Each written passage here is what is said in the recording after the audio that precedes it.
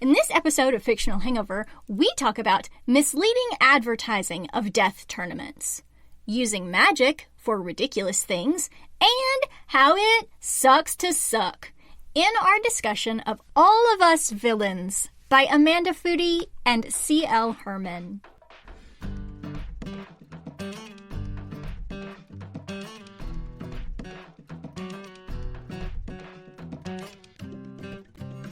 Hey everybody, welcome to Fictional Hangover, a podcast about books that is full of spoilers. Every week we discuss a different book in way too much juicy detail. I'm Amanda. I'm SuperFan Claire. Yay! And I'm, as per usual, Claire. Oh, Regular as Claire? Per usual, Claire. Traditional Regular Claire. OG. No. Just Claire. The one, Claire the number only. one. I'm Claire Nuff. Anywho, today we're going to discuss All Us Villains by Amanda Foody and C.L. Herman, and by the end we may be the villains. We may be. We are. Have you met me? Yes, this time several years ago. Oh, standard disclaimer. If you haven't read this book, please remember that Fictional Hangover is all about spoilers. If you haven't read or listened and don't want to be spoiled, stop listening to us and go read or listen to the book. Then come back. If you haven't done this but want to pretend that you have, or if you don't care about spoilers, or if you just like the show so much that you don't care about any of that, then listen up. Yay! Yay! Right, I'm going to declare that this is probably going to be a long one, so we should dive into the background information. Okay. Yeah. I read an interview on Reading on a Star. Isn't that a precious name for a blog? I like it. And the authors were asked, how did you two come to collaborate on this book, and what was the inspiration? So there was just one part of it that I really, really liked, but it's, in the middle of a paragraph, so I'm just going to share that whole thing. They say, back in the summer of 2017, the two of us were chatting about YA tropes that we loved and wound up discussing our mutual obsession with death tournaments. Love it. Love it. We need more death tournaments, in fact. That's my initial thought. They go on to say, soon we realized we were batting an actual book idea around, one that we'd come up with together. We were already critique partners, so we were familiar with each other's work, and we figured it couldn't hurt to try co-writing. Almost 4 years later, we're really glad we made the decision to give it a shot. Aww. Writing a death tournament. Oh. With how long Death the book is, I'm not tournaments surprised bring it took that people long. Well, yes. And death tournaments obviously bring people together. Yeah. They do, yes.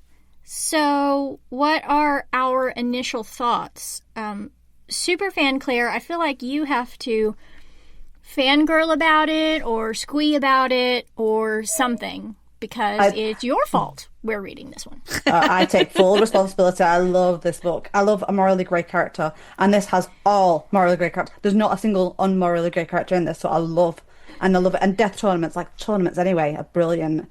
And the story between Isabel and Alistair, I love that dynamic and that arc that they go through, which obviously we'll get to. Oh. Very good. Nice.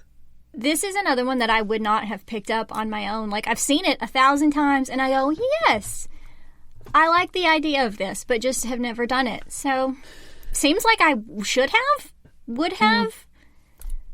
Same. It's a concept that ticks all the boxes for us. Yeah. But it's probably one of these where it's just getting around to it. We have like the world's biggest TBR piles. Yeah. And it is a very big book. It is. It's a hefty one. Yeah. Yeah. But I guess, since it is a hefty one, and we already said we needed to just plow right through everything, we should go ahead and start the summary. So I'm going to do that. The story opens with the Lowe brothers, Hendry and Alistair, who are sneaking out to get drunk. Relatable. Excellent start. Excellent start. The Lowe brothers have a reputation of being villains, although only Alistair is cold and cruel with a distinctive, stereotypical villainous widow's peak. Again, yes, love it. Hendry is instead sweet and a ladies' man and is wearing a ring with red high magic in it, which Alistair says is stupid and reckless. He is saving his magic for the upcoming tournament, which should be happening soon as the blood moon has risen. It won't be long until the tournament begins. Ooh. The tournament. Magic is a valuable resource throughout the world and is crafted into spellstones worn in jewellery, often as rings. White magic is common magic, high magic is rare and is red in colour. 7 families fought for control of the high magic in Ilvanath until they put a curse on themselves. Now, every generation, each of the 7 families must put forth a champion to compete in a tournament to the death, while the victor secures control of the high magic for their family until the next tournament. Ilvanath is currently packed with tourists after the book A Tradition of Tragedy was released that told the world of Ilvanath's high magic and tournament. Love a good book. The Lords have historically dominated the competition, winning 2 of the past 3 tournaments, and Alistair is the unofficial chosen champion. Whilst out drinking, the brothers overhear the McCaslin champion talking to a bunch of tourists there to gawk at the tournament. She was announced as her family's champion months before the blood moon had even appeared. As Alistair listens, he learns that the 3 champions have been revealed: Carberry Darrow, Eleanor Payne, and the redhead McCaslin girl. Alistair's grandmother has always told him that the McCaslins are bottom feeders, so feels confident he'll win the tournament since he's been training since childhood. Though Hendry advises him to be more likeable to get alliances, with their power and influence, Alistair knows any spellmaker will help him. How rude, redhead McCaslin girl. She has her name. Nah. He never learns it. I don't learn it. Isabel McCaslin comes over to introduce herself to the Lowe brothers, but Hendry pretends they are tourists. Isabel doesn't believe it, and then Alistair introduces himself as her rival. As he does so, he places a curse on her that bites her neck and will make her ill for days. But she spells him at the same time with a lover's kiss, giving her access to his mind and letting her know his name, his attraction to her, and who knows what else. What else is kicking around in there, Alistair? Literal sparks flying. Later, Isabel is with her family on the hill, watching a funeral and waiting to collect the raw magic released from the buried body, while the mourners from the funeral call the McCaslin scavengers for their distasteful way of collecting magic. It sounds productive to me, but then family history. Isabel's father gives her a pep talk and says they plan to secure an alliance with the town's best curse maker to increase her chances of winning the tournament.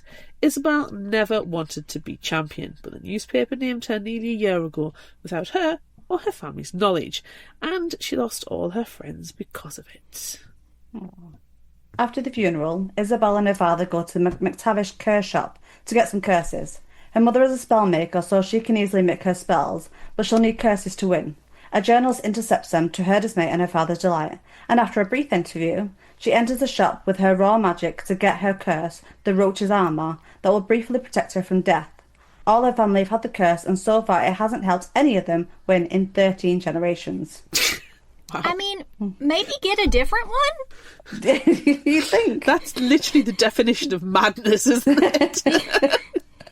And, like, you're there at a store that is just for curses. Like, Yeah. Surely there's another one. All I can say is, shopping montage!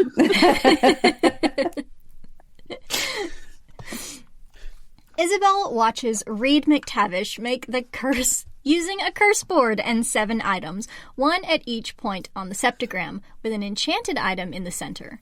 She sees he has a copy of A Tradition of Tragedy, which she assumes was written by someone from the Grieve family, but thinks the Grieves are a joke.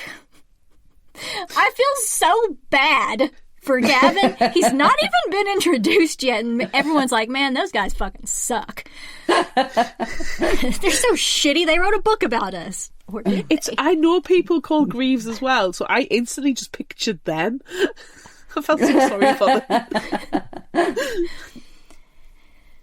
Isabel vents to Reed that since the book was published, she now has to deal with protesters, curse chasers, and journalists. But he points out she is taking part in a death tournament and should probs be more concerned with that. Priorities. Wow. Like, yes, I'm about to fight to the death, but what about the paparazzi and the tourists? You know, can't get around it. It's one and the same, isn't it? As Reed casts, he makes it clear that he will not make an alliance with her because he doesn't think her family will do a good job with the high magic.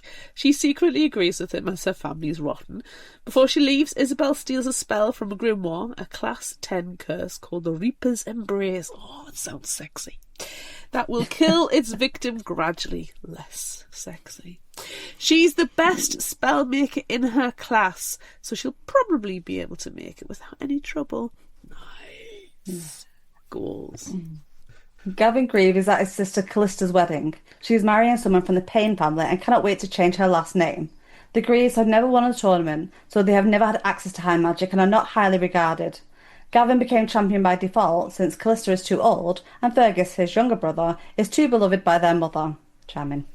Gavin wanders over to the Champions Pillar where the tournament champions will engrave their names and where each will be crossed out as they die. Sucks to suck. Sucks to suck, Greaves. Yes. There are many spell shop owners at the wedding, but none have sponsored Gavin. Wah, wah. One tells him not to come to him again, as it looks bad for his business, and tells him that no one will sponsor him, especially now that someone in their family released a tradition of tragedy. I wonder if he's like, man, we did not do that, but he can't. He can't say it. Yeah. That'll just I think make it's him implied look in the worse. book that it's a grief. It's not, though. Spoiler alert. Fergus starts a fight with a Payne cousin, and Gavin magically freezes them both, much to the admiration of the crowd. But Bryony Thorburn comes over, completely full of herself, and casts a different spell on the boys to diffuse their fight, and criticizes Gavin's lack of knowledge and ability. I mean, I feel like he already had it under control. Yeah. And that's just showing fuck off. Yeah, no, I agree. Bryony, just fuck off. She just needs to fuck off.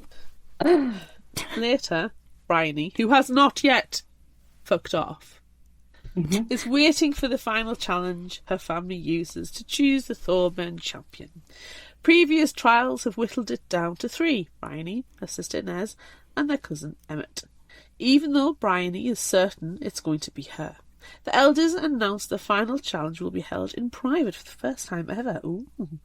Usually, the test is to look at an enchanted mirror similar to the one that falls in the tournament. There are 7 relics in total that fall during the competition, and claiming them will help the champion succeed by giving them unique enchantments. That is not what the test is this time, though. No. The 3 Thornburns are led into a room where the government official sits and tells them that they want their family to win. They will help them with spell stones and curse stones as long as, after they win, they can study and monitor the use of high magic. The official makes them swear what is essentially a magical NDA before choosing Inez, not Bryony, as champion. There was no test or mirror or anything, just the government stepping in. Fucking government. Yeah. But So I was a bit like, ha ha ha. fucking government or fucking Bryony? I mean, which one's worse? Both can be true. That's true. That is true. Okay, Both I'm of them can fuck off. Yes. Okay, yes. Back at the Low Manor, Alistair has been sent to the family vault to fetch a vial of high magic for his grandmother and has to work out how to open the vault to get it. Using the family motto, blood before all, he realizes he needs to use his blood, but has brought no spells with him that can help.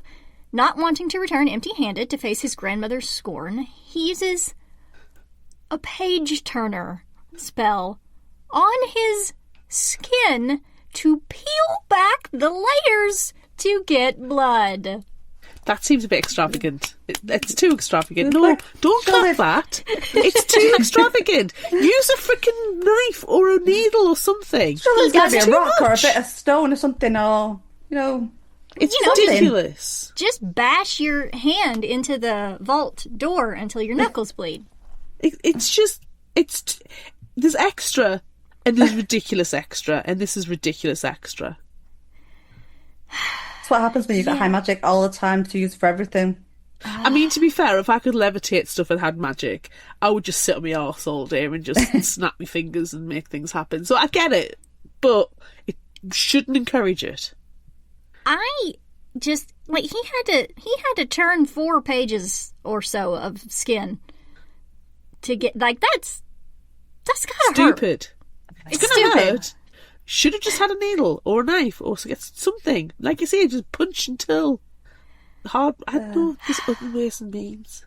It's rough. Bite and nothing else, Yeah, like bite your tongue, Yeah. bite your lip, bite your finger.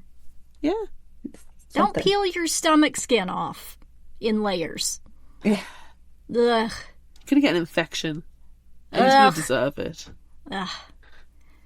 All right. Anyway. His grandmother scolds him for not carrying curses on him and tasks him with making a simple curse called Vintner's Plague that will basically just give the victim a wicked hangover, not a fictional hangover, unless it's made with high magic. Unfortunately, Alistair isn't very good at curse or spell making. He Do you know is what? I think good at flaying his own stomach open. Yes. Yes. And I think Wow. a wicked hangover, considering it takes me 3 days, and then I haven't had a hangover for a long, long time, and it took me 3 days to get over the last one at least. That's a really good spell, because all I want to do is sleep and have a Greg's pasty. Yeah. And you say he's good at playing his own skin, but it took 4 times before he got to any blood. You know, that is true. But he's turning pages of a book. I mean, how thick are book pages? What kind of book is he reading here? It's not books, it's layers of epidermis. Yeah, but the spell he used literally turns pages of a book because he is so lazy he cannot turn the pages of his own books. Yeah, that's just annoying. I mean, I would say a page of a book is probably thicker than what you need to do to draw the blood. We'll get it's work of fiction, okay? I'm talking myself out of thinking about this too much. It's a We work do of not fiction. need to do this science. No, sometimes you don't need to do science. Suspension of disbelief. Yes. Okay. Skin so flaying. curses. Skin Yes. flaying suspension of Skin disbelief. flaying. Yes. Yes. Curses. Once yes. the curse is complete, Alistair is told they have company. All the owners of all the spell shops are gathered and expected to contribute some spells to the Law family as tribute, thanks for maintaining order since the last tournament. One spellmaker refuses to bow down and only offers simple, small spells. He tries to attack, but Alistair's grandmother throws up a shield. Alistair uses the curse he crafted, but something has gone wrong, and the spellmaker is gravely and grotesquely injured, but still alive, barely. The sight of him makes Alistair throw up. Just peel back your stomach skin, you're throwing up over that. And this guy's like, his eyeballs are shriveling up like raisins. Yeah, it's disgusting. The grandmother reminds me of the grandmother out of Game of Thrones. Which one? The one that killed Joffrey. Oh, yeah. Yeah. Yeah, I love her. Yeah, I no, love no, her. I don't love this grandmother. No, I did not love this grandmother. Very different vibes to give me. Yeah. Yeah. Isabel Muscaslin goes to work at her mother's spell shop, where 2 school friends turn up with a broken spellstone, which was sold as a hair growth spell. Isabella quickly realises the boy tampered with the spell to change it, to possibly grow something else. Stop it. Yeah, the foot size, surely. She fixes a stone while talking to the boys who suggest she should form an alliance to defeat the low champion. I wish that I had a really good dick joke to insert there, but I just didn't have one. I had nothing. No Like dick jokes. Dun-dun-dun. Cock. Later, her mother returns from the Low Manor with news of Alistair hurting the spellmaker and tries to talk Isabel out of the tournament, but her dad has manipulated her into doing it. Her mother tries to urge her not to be used by her ex's family and suggests leaving Ilvernath, but Isabel can't condemn one of her cousins to die in her stead. When her mother tries to physically drag her away, Isabel casts a rotting curse to make her mom back off, ruining the room around them. Yeah, This is a bit extreme, though. yeah. Let me just funkify my entire bedroom so you'll get away. Is that what teenagers do normally anyway? Just Yeah, right? yeah, Gross. it's just It's natural. It is. It's natural funkification. It's organic. No. free range. Oh, God. Gavin has failed to get any sponsorships from any spell shop, and not to be able to create spells higher than class 5 on his own, he turns to his only resources, the dossiers he has created of each potential champion. His younger brother comes in and they talk about the tournament, and he tells them about Alistair's attack on the spellmaker and how everyone hates the laws now and will do anything to ensure he dies in the tournament. Gavin plans to get one spell shop to work with him to make the law death embracing, since it will be at least at the hands of a lowly grave. Sucks to suck. So to suck. Bryony's at the party to celebrate Inez being chosen as champion. She's fuming because the elders told everyone the mirror chose it and is desperate to talk to someone about it, but can't because of the NDA spell. Besides, the only two she would be able to tell are exes, her ex-best friend Isabel McCaslin and her ex-boyfriend Finlay Blair, both of whom are champions. Reed McTavish finds Bryony moping and tells her the government were at her spell shop asking questions about curse stones, which he's sure are for the Thorburns, and says the government picked them to win and picked Inez as champion because they are compliant. Since Bryony can't talk about it because of the NDA, Reed's theory is confirmed, but he promises not to tell anyone. Alistair is dreaming of his childhood. It sounds cute and sweet. It's not. He's dreaming of being tied to the bed and left for the monsters in the dark. His mother's favorite way to train him to be a monster himself. His mother used fear and magic to train him to be fearless and ruthless, while his brother Hendry helped Alistair in any way he could, like bringing him a blanket and being there for him when no one else was. Alistair wakes, feeling something is wrong, and goes to search for Hendry, but he can't find him anywhere, though he does find the rest of his family gathered together. His mother hands him a family heirloom spell ring, and his grandmother explains it's called the Lamb's Sacrifice, an invincible spell that required an unthinkable sacrifice to make his brother's life. Wah, Wah, wah. wah. The Lows have done this every generation to ensure that they win. That's absolutely horrendous. Talk about an heir and a spare. I mean, Jeeman cricket. That just... This time I do feel bad. I feel bad for Hendry. Because he was precious. He did not deserve this. No, he was done dirty. Why do people keep killing the kids? Kill the older ones. They've had a life. Yeah, kill the grandmother. Yeah, Yes. right, yes. Or the mother Yes. who Yeah, or the decided mother. psychological torture of a child was the appropriate thing to do. I mean, sometimes it is, but no, it's not. Fiction. Oh, we have to say this again. PSA. Psychological torture of children and child murder is only acceptable in works of fiction. Yes. Very good. Yes. Just We have go to ahead say and that get far that out too there. often. Yeah, we do. We really, really do. Okay. So, moving on from child murder, Gavin has had no luck with spell makers, and his last shot is with curse maker Reed McTavish. Reed offers a curse for him that will turn him into a vessel, making his spell casts 2 or 3 classes more powerful. Gavin had heard rumours of this curse and how everyone who has used it has lost their minds or ended up dead, but having no choice, he agrees. Reed tells him that with this curse he will use his life magic instead of raw magic to power his spells, but people are only born with a finite amount of magic, and once it runs out, the person dies. So why are you using a page-turning spell? No. Life magic. No, Finite amount okay. of life magic. Not common Okay, magic. That's fine. Yeah. Jesus. Yeah. Once he casts his curse, it's irreversible. Gavin again agrees and Reed spells his arm, and it so painfully passes out. When he comes to, he has a tattoo of an hourglass on his arm, the top full and the bottom empty. Reed tells him each time he refills the spell rings, some of the grains will drop to the bottom, and once the top is empty, he'll die. Gavin tests it out and finds it works. Nothing Boost like the a spell. magical tattoo to tell you when you're going to die.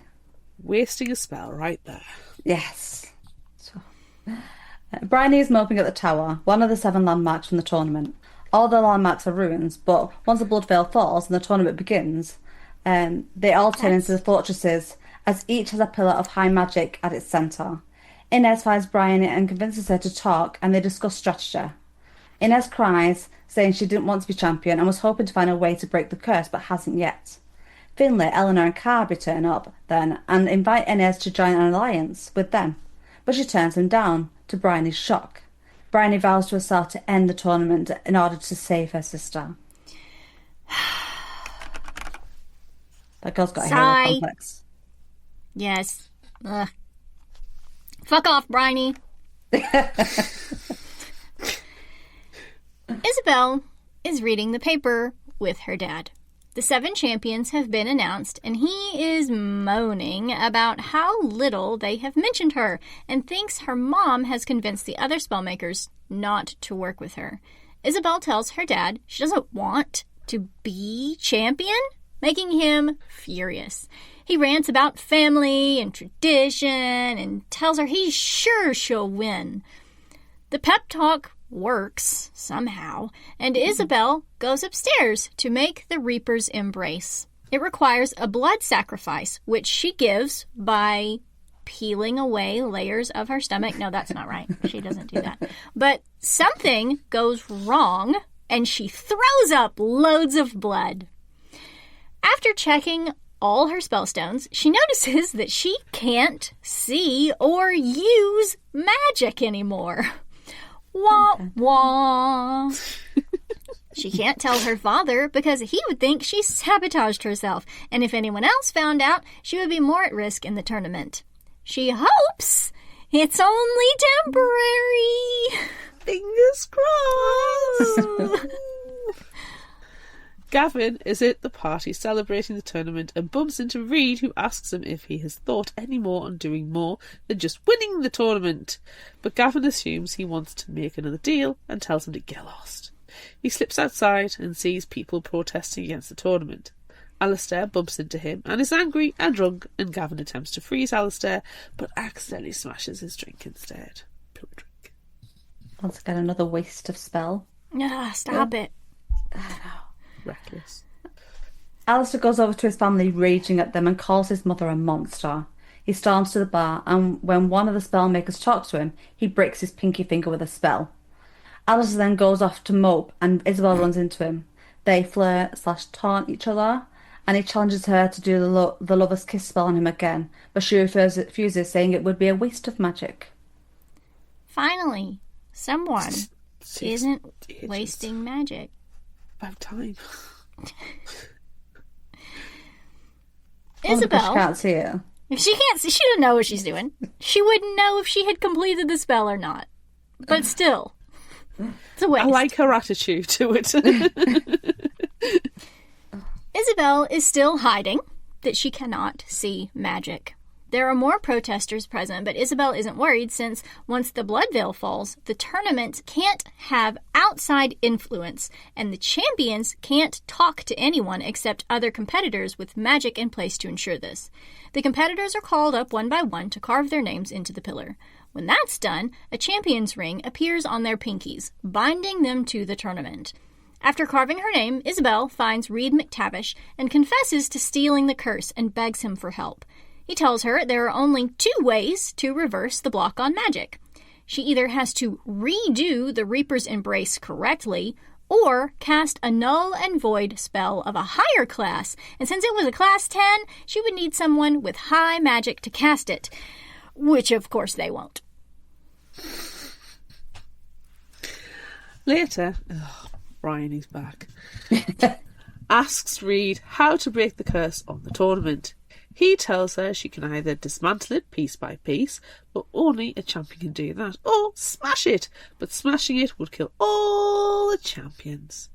She rushes to Inez to tell her how to break the spell, but she isn't interested and calls Bryony selfish. I mean, she's not wrong. Yeah. Bryony uses the spell to knock Inez unconscious, but can't remove the ring from her finger to take her place in the tournament. Realising she can't just leave Inez unconscious with the tournament starting imminently because she'll be killed immediately, Bryony instead cuts her sister's finger off, takes the ring and carves her name into the pillar, causing it to crack. Bryony, fuck off. She should have just shouted, I volunteer as tribute. What? I mean, that would have been very interesting.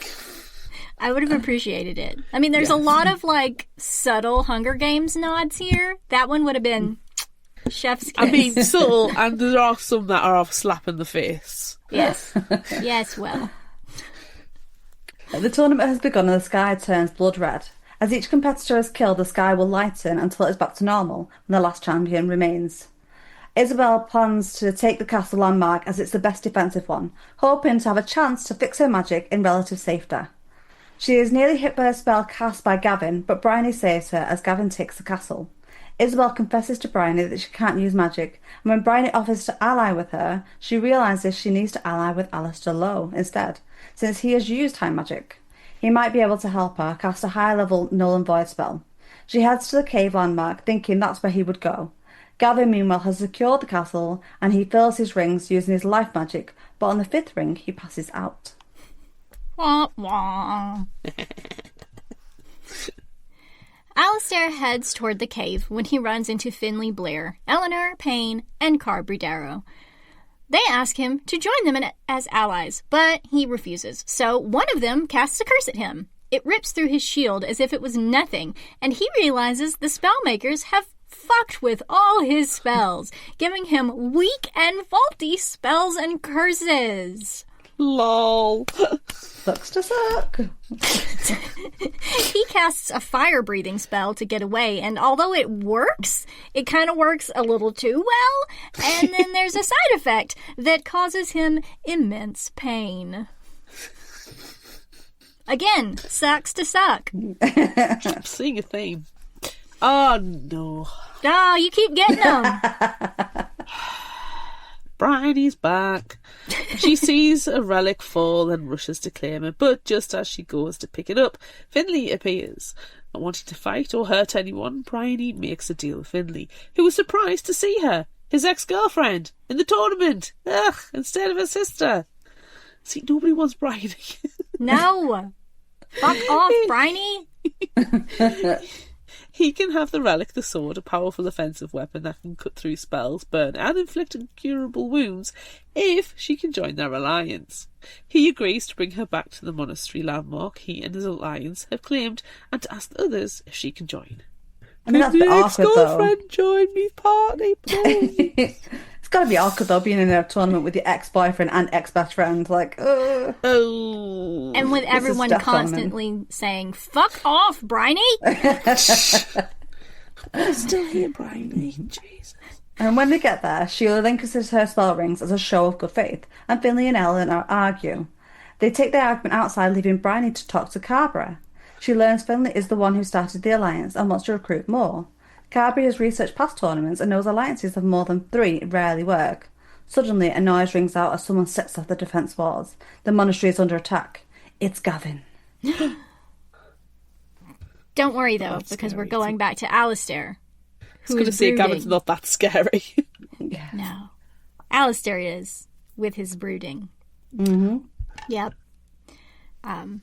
Okay, so Alistair is brooding when Isabel appears, asking for his help. He casts a spell to break a stalagmite and winces in pain at the spell's retaliation.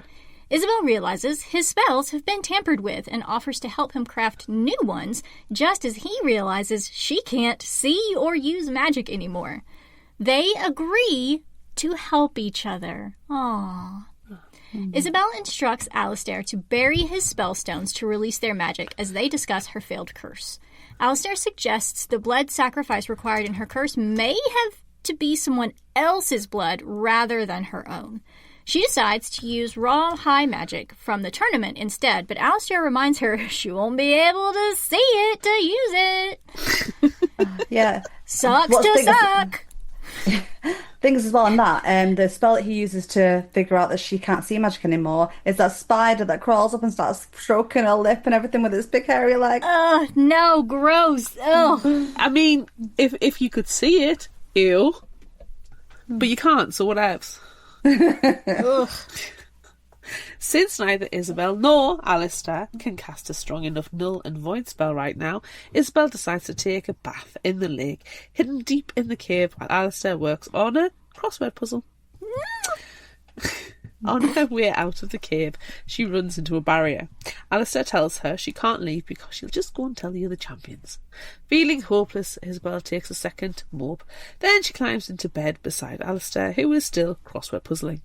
She flirts a little, and he tells her a horror story about him being a monster wearing Alistair's skin, and shows her his stomach of scars as proof. Just so you know, I've already Googled, and there's 5 layers of the epidermis before you reach blood. Nah, that'll be why. So he's done pretty well if he only took 4. He only took 4, so he should have done 1 more. Loser. Also, odd way of flirting, telling horror stories. Yeah. But he gets to show off his stomach.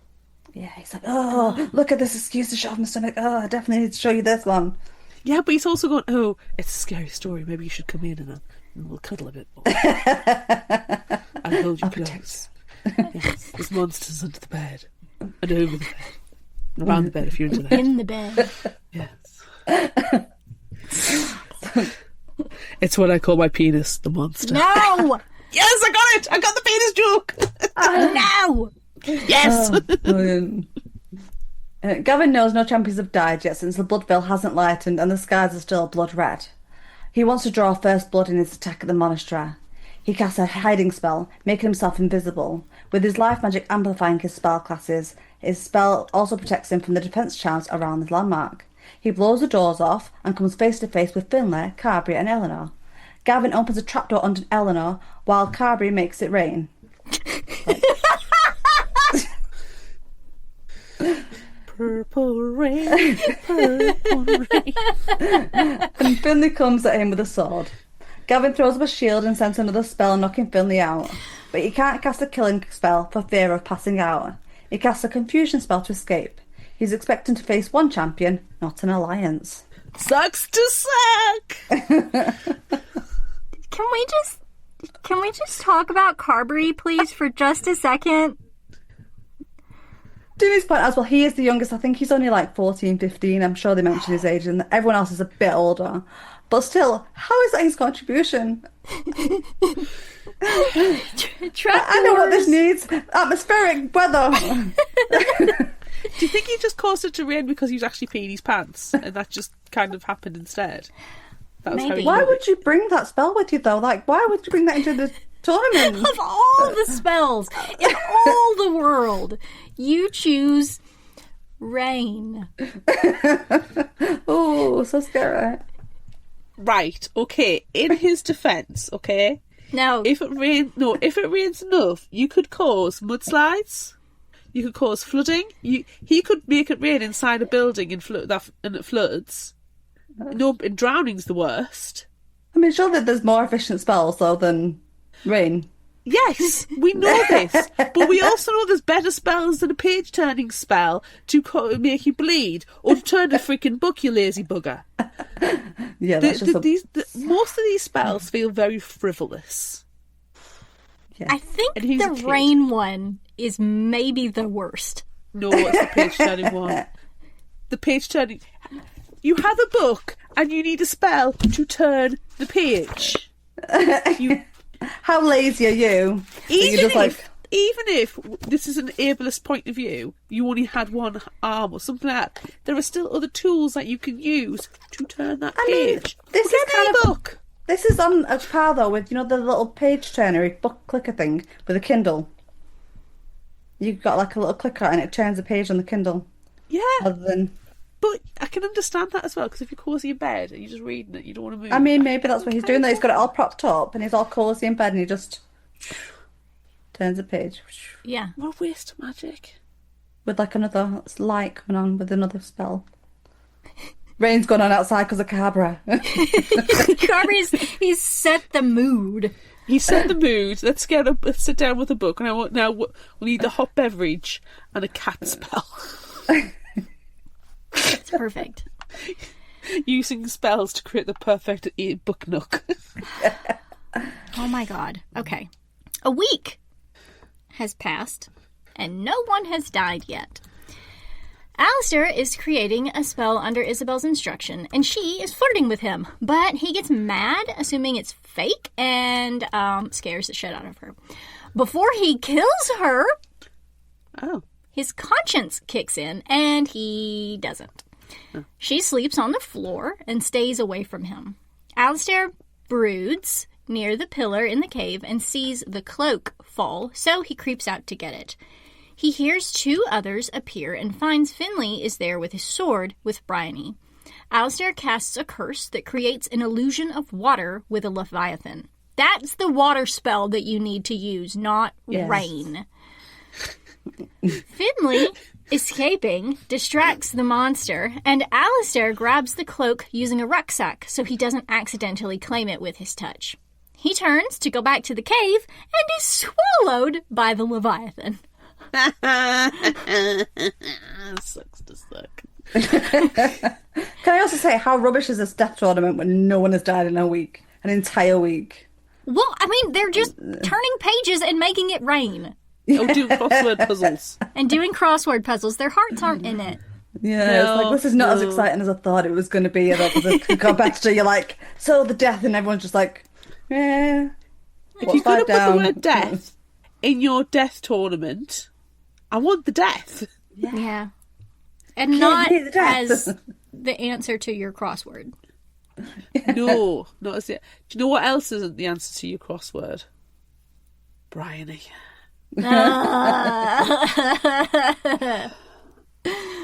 Bryony and Finley return to the monastery empty-handed because she sucks. As she finally guesses his plan.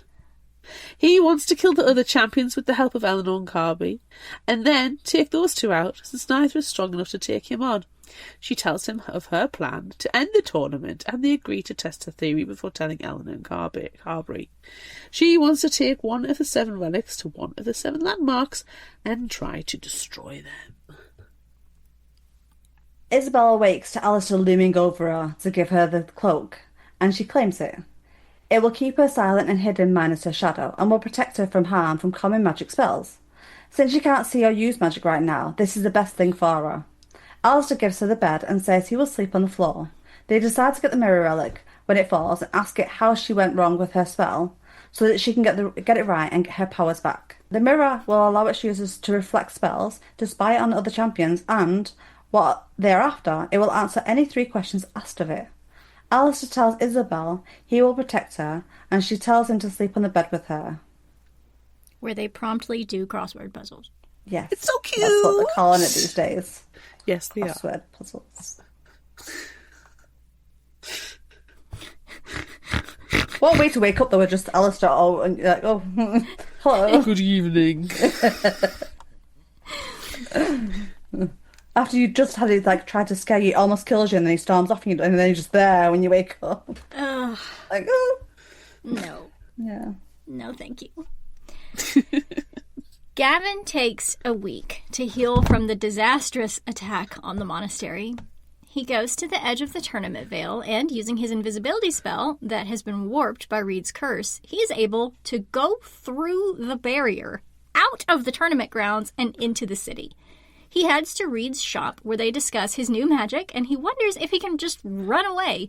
But Reed says the tournament would probably just pick a new grieve to take his place. Not wanting his younger brother to die, he decides to return. Fine, be selfless. Ugh. Meanwhile, Every time. She's back.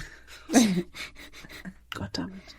Bryony is struggling to create new spell stones and swallows her pride to ask Eleanor for help. She must have tried choking on that because it's so big. Bryony realises that tournament grounds are a giant spell board with the landmarks being the 7 points on the septagram and the relics of the ingredients to be placed at each one. I kept seeing spell boards as being like a whiteboard, like a murder board, like that meme. Mm-hmm. And I'm like, that's what was in my head every single time. So that's the playing ground that they're on, a giant whiteboard. To break the curse, she thinks maybe she needs to match each relic to its landmark. Not just use any old relic at any old landmark like in her first plan. She thinks knowing each family's story will help her match the relics and landmarks, and she already knows her story and Finley's, so she goes to Eleanor, who doesn't believe her and thinks she's delusional and wants her to just fuck off like the rest of us. But then they spot the mirror relic falling. What was really, really brilliant about that scene, though, is that Eleanor was like, well, yeah, obviously it's a spell board. Like she already knew it. I was like, obviously. And Brian was like, haha, this amazing revelation. And she's like, well, duh. Like, everyone knows that, surely. There's 7 of us. There's 7 of everything. Duh. Brilliant. Fuck off, Bryony. I think she nearly strained her eyes with that eye roll. Alistair is sad to see the mirror falling, knowing that the little bauble of peace, safety and crossword puzzling and flirting he has with Isabel will soon be broken. They go together to get the mirror with Isabel wearing the cloak. Alistair plans for him and Isabel to be the only ones left at the end of the tournament and for him to lose his duel to Isabel so she will win. As they were waiting, Isabel distracts Alistair from his brooding thoughts with crossword puzzles clues. Finley and Eleanor turn up and they spot Alistair and work out Isabel is also there from her shadow. Alistair tells Isabel to run as he tries to distract Finley and Eleanor. Alistair eventually runs in the opposite direction of Isabel to draw the other champions after him. Eleanor catches up and manages to wound him badly. He falls to the ground and slips the lamb's sacrifice, the spell of protection his family murdered his brother for, off of his finger and hides it up his sleeve, refusing to use it. Eleanor steals his other spell rings and assumes he's dead. Wah, wah. He's not dead yet, but he is bleeding out and can't move to the cave. Hendry appears beside him and tells him he isn't ready to rest yet. Ghost! Ghosts! See, she's made the typical mistake of all horror movie thing. Never assume anyone's dead unless you confirm it. Yeah. Double tap. Double tap. Double tap. Isabel, meanwhile, reaches the mirror, but as she goes to get it, Eleanor struts up covered in blood. That's an aesthetic. Realising the blood is Alistair's, Isabel runs to find him, leaving the mirror behind. She finds him bleeding out and tells her to use his blood to redo the Reaper's embrace. Refusing to heal himself, and then he passes out. Isabel redoes the spell, and it works! Yay! Yay! She uses all her healing spell stones to help Alistair, and is able to stop the bleeding and close the wound. Alistair regains consciousness. Bryony is rushing to the mirror when Gavin and Carberry appear battling each other. When Bryony tries to help, Carberry calls her a traitor and says Eleanor told him Bryony attacked her and left to get the relic for herself, which isn't true. Carberry and Gavin resume fighting, but before Carberry can kill Gavin, Bryony destroys his spell, hoping to save everyone. Gavin runs as Carberry casts a curse at Bryony, which she deflects using a mirror spell, throwing Carberry's spell back at him, killing him. Gavin returns and suggests he and Bryony form an alliance. Finley appears then and says he didn't believe Eleanor, but then sees Carberry's body and asks Gavin if he did that, but he says no. Bryony runs off through the forest, urging Gavin to follow. Fuck off, Bryony.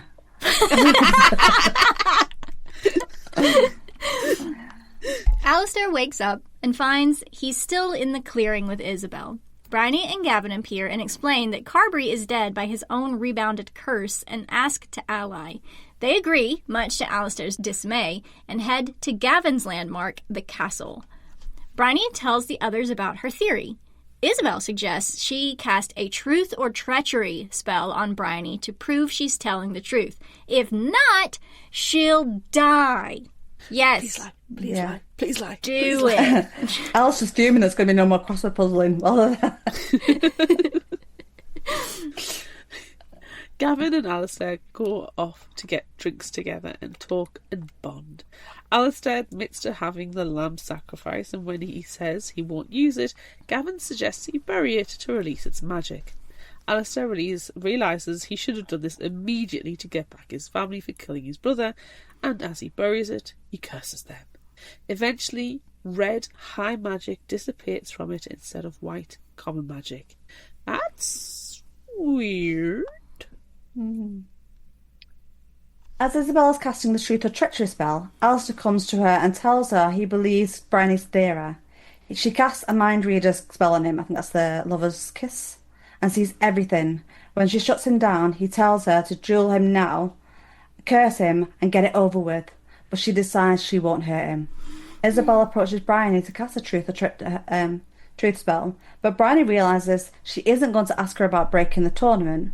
She's going to ask her about Inez instead. So she tells her about it and what she did to Inez before she can cast a spell.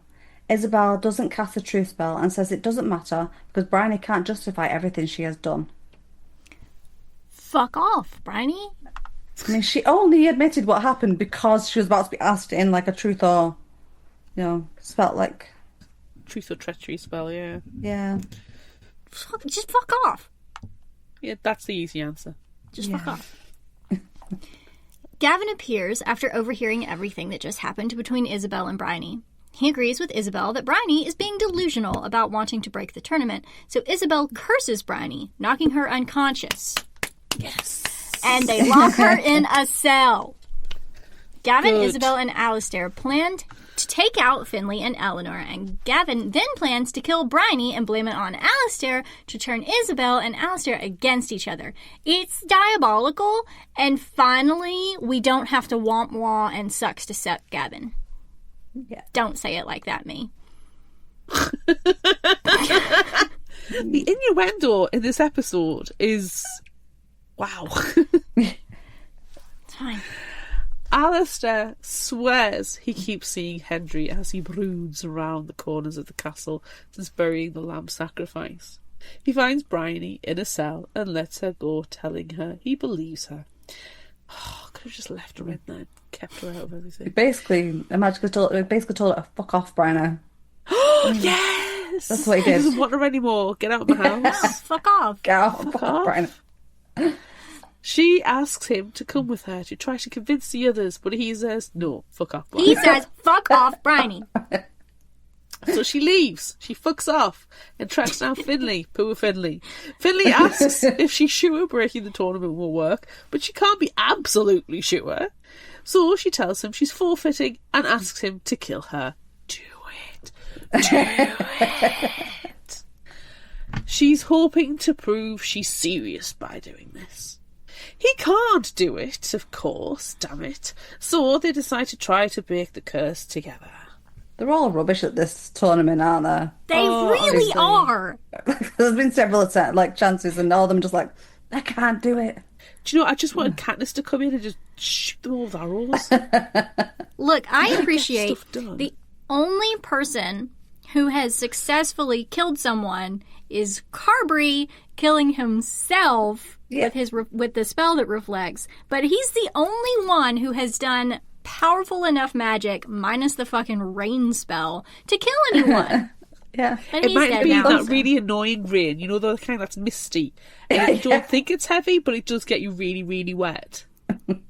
It could have been that, yeah. It could have been. The really horrible kind. I don't know how he died from that, but Annoyance at his own petard. he slips and falls. Yes. He's made this. When the slabs Muscle get edge. slippery, it's nerve-wracking. Yeah. Bad footwear.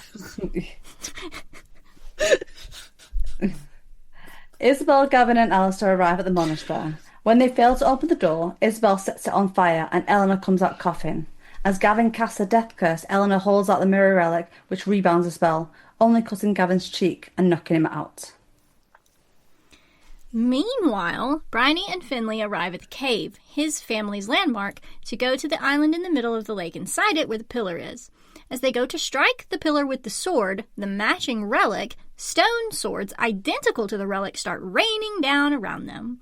They save each other a handful of times, and then they both fall into the lake that has turned into blood. Yay! They get out, and Bryony casts a mirror spell to protect them both, while Finley uses a spell to help him find the true sword amongst all the duplicates. He stabs the pillar, and it breaks, and then the whole cave starts collapsing around them. They both get out, and Finley can feel the magic of the sword has gone. Ooh. The relic and the landmark have been destroyed. Oh. Gavin comes round to Alistair, touching his face after healing him. He's too close. Personal space, dude. Stop being so close to people. It's weird. Gavin attacks Eleanor, but during their fight, there is an earthquake and the sky flickers from red to white. Gavin has the mirror now and casts a death curse, but it only grazes Eleanor. This cursing and using the mirror malarkey is not working for any of them. They just need to stop it. Alistair tells them to stop and points at the sky as a sign that Bryony may have been right about breaking the tournament curse and confesses to letting her go. He let her fuck off. Isabel and Gavin still don't believe they can break the curse, so Alistair walks away from them. As Gavin goes to kill Eleanor, she dives at him and grabs his magically tattooed arm, causing him to drop the mirror, which he grabs again. Just catfighting me out there. Those new tattoos were always a bit sore, you know. Yeah. Gotta take care of them. Yeah. Alistair storms off and finds himself at the town centre where the champion's pillar is and spots another crack in it. Gavin appears and fires a curse, shouting at him for leaving them. Gavin's spell was actually aimed at Eleanor, who had also appeared, but then Alistair falls through the veil with Gavin, much to everyone's shock. Eleanor and Isabel continue to duel as Alistair hears his name being called and Hendry appears. When he moves, there is a streak of red magic behind him like a lag. Eleanor casts a killing curse at Hendry, but Alistair blocks it, saying he isn't a champion. Like, don't waste your magic on him, duh. That's just straight up murder. That was just straight up murder. Eleanor accuses the Lows of cheating and breaking the rules, but Gavin points out that he buried the ring at a place of high magic, so that must have done something to it and brought Hendry back. Eleanor tries to curse Hendry again, and it hits him in the chest, but nothing happens because a death curse can't kill him if he's already dead. Necromancy! Alistair warns her if she tries again, he will kill her. So, when she throws another spell, Alistair does exactly as he said he would and kills her. Her magic leaves her and goes into Gavin, refilling his life magic. The pillar crosses out Eleanor's name and another crack appears. Bryony appears, damn it, and tells them she's figured out how to break the curse and is shocked to see Eleanor dead. We're not. In a death tournament. Yeah. Oh! On the label. Top ingredient, death. She tells them the sky flickering was from her destroying the sword in the cave. They discuss the pillar and the cracks appearing on it and decide there must be 2 ways to break the tournament. The cracks on one side must represent the safe way. Bryony's theory, with one crack representing what she did and the other side must be the other way that will kill them all. Alistair asks what will happen to Henry if the tournament is broken, and Gavin guesses he will die. Alistair asks them to find another way, but Bryony says that they don't have time. Alistair decides if he wins the tournament, then the high magic his family will get will keep Henry alive. So he attacks Bryony, who tries to shield herself. A camera flashes then, and they see the paparazzi have found them, since they're no longer within the blood veil. Isabel is distracted by a camera flash and drops her shield and is hit in the chest by a spell from Alistair. He says he wasn't aiming for her, but then paparazzi start going crazy. Bryony casts a few spells that break all the cameras and send half the journalists to sleep as the rest retreat. As Isabel lies dying, she casts the roach's armor and it saves her, but she isn't sure if it truly worked as she feels cold. She casts the mind-reading spell and sees that Alistair really didn't mean to hurt her, but she also sees that he would rather die than lose Henry again. She grabs Alistair and kisses him, casting the Reaper's Embrace, which will kill him slowly. Alistair only has time to look shocked before Bryony pulls her away. Bryony the cockblock. Gavin has skulked off using his invisibility spell and enters Osmond Walsh's spell shop. Osmond was one of the spellmakers who had embarrassed him earlier. Gavin teleports them back to the castle and cuts the spellmaker, draining some of his life magic into himself. Osmond passes out. Gavin pulls out the mirror and looks in it to see Alistair, which belongs to him now since he killed Eleanor. Yeah, the mirror belongs to him, not Alistair. Gavin does not own Alistair now. We do not own people in this tournament. PSA, not okay. Bryony and Finley take an unconscious Isabel to Reed McTavish's shop to talk to Reed about the 2 ways of breaking the curse. He tells them that if the one side represents them breaking the curse correctly by destroying the relics and landmark cracks 7 times for each pairing, it will end the tournament curse.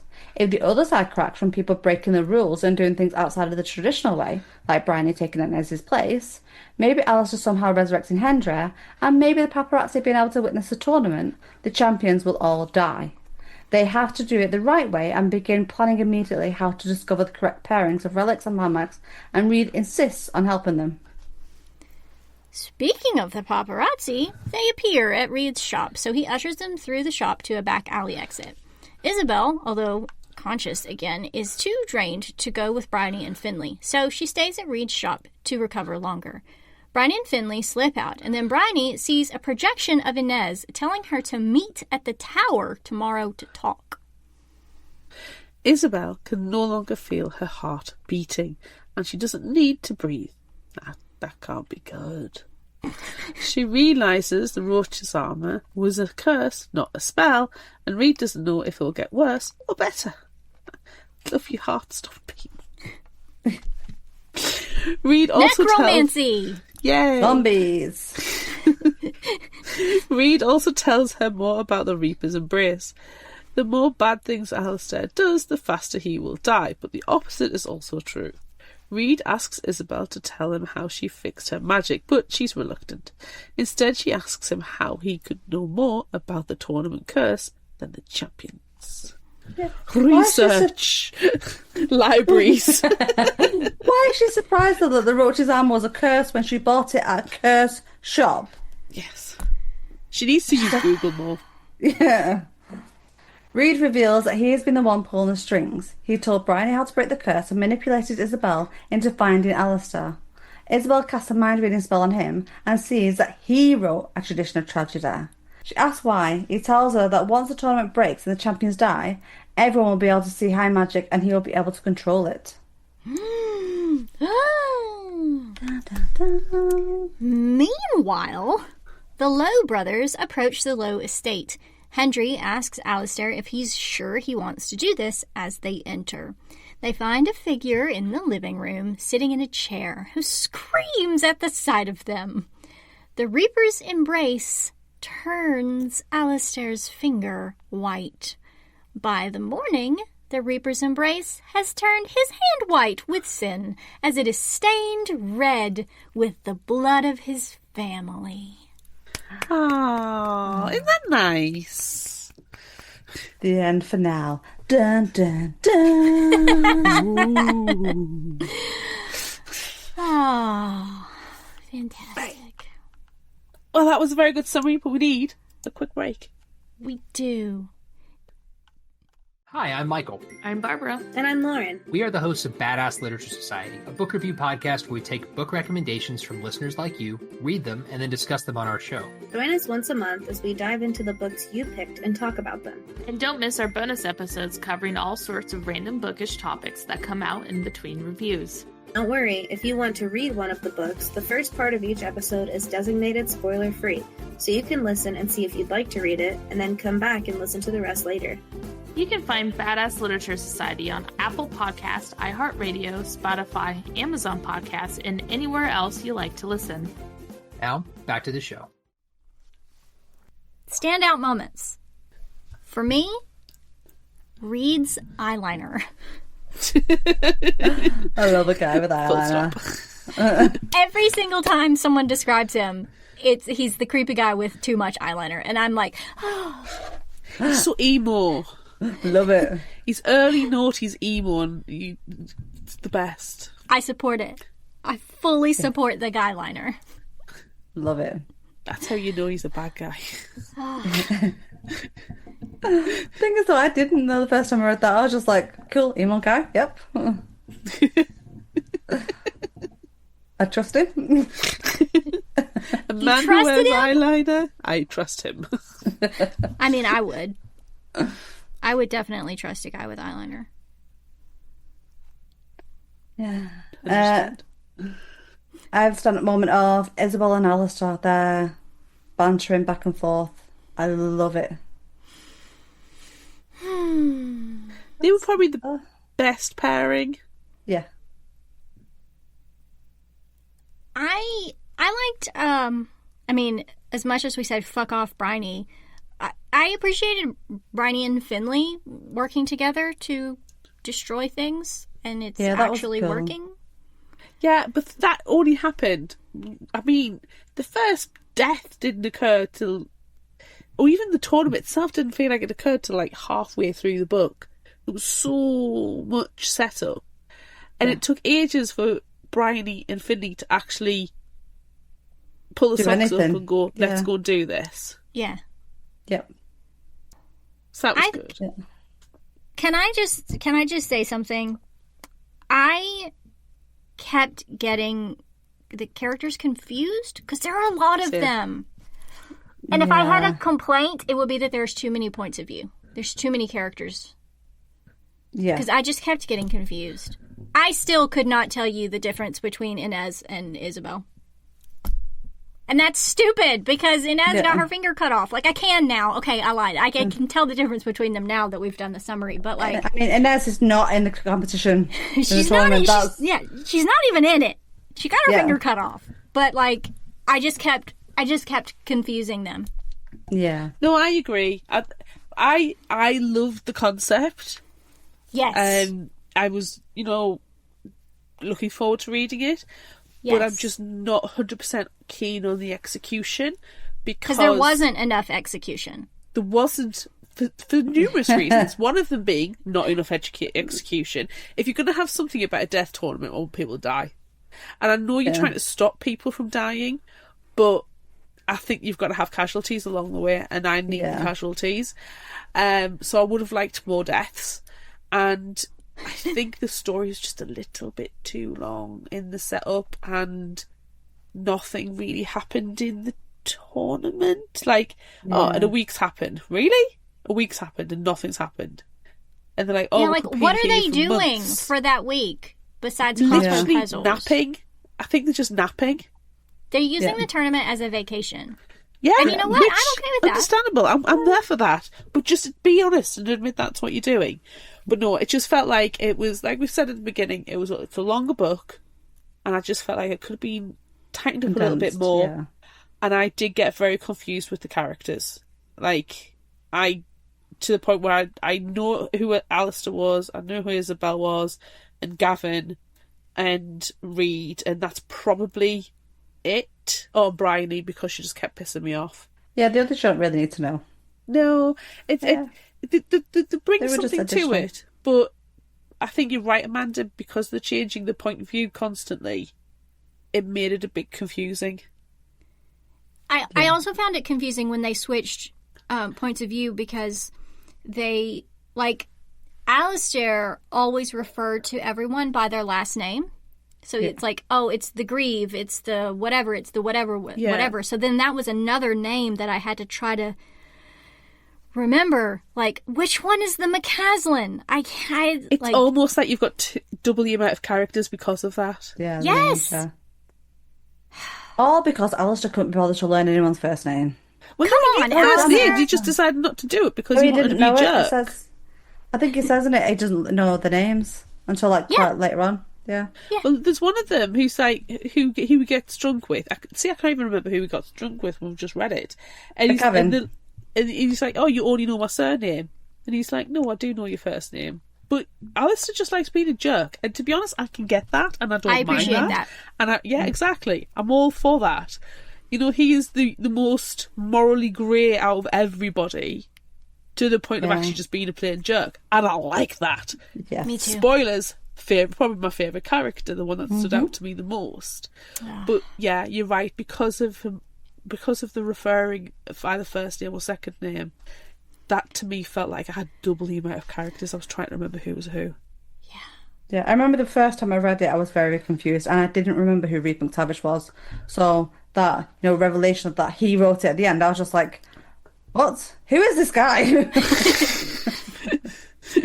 Just need to go to my glossary of names. I wish that there had been that. But if you skipped ahead to your favorite character, Reed is my favorite character. And specifically his eyeliner, but also not seriously, even though I do love his eyeliner so much. But I feel like he's the most intriguing character, and he's always there. He's lurking in the background. He's pulling all the strings. And he might, I don't know because it's a duology and I haven't read book 2 yet, but like, he might be a very, very good villain. But I don't know what happens in book 2. Like, he says that he will be able to control all the high magic at the end, but is he going to control all the high magic for himself and make himself all powerful, or is he going to give it to everyone? We don't know. Oh, well, I hope if he does take control of everything, there's a good wah wah. I hope so too. I want him to be the ultimate villain, because that would just make me love him even more. Yeah. I really liked him. Yeah, he's a good character. He's my favorite one. Thing is, I don't his remember what eyeliner. happens in book 2. I'm going to have to reread that one. I have genuinely no idea.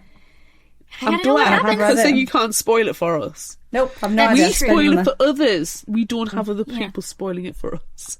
Yep, genuinely not a clue what happens in book 2. I was like, oh. Well, hopefully more death. Yeah. 1 or 2 more deaths at least. At least. I mean, that's the third time I've read book 1 as well, so I feel like I've got a good grasp of that one now. Yes. You figured it out. You can move on to book 2 now. And I've only read book 2 once, so I've just like 'Cause I'm catching up to vibes. I got vibes from that one now. Vibes. Who knows? like it. I will say as well, one of the other things I liked about Alistair was the fact he does crossword puzzles. I love his crossword puzzles. That was just so like mundane.